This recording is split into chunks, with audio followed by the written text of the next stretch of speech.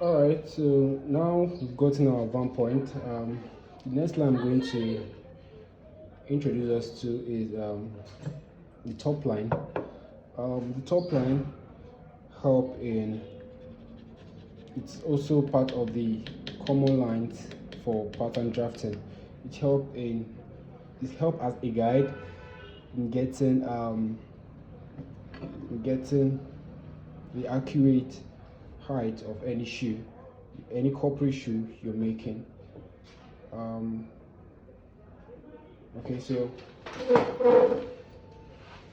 for shoes like loafers, a simple loafer shoe, this is the top line and it helps as a guide to help us draw out this pattern.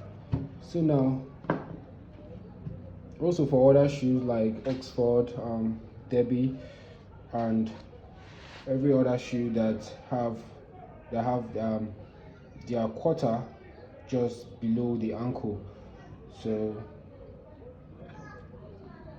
that's the major work of the top line to help us in pattern drafting.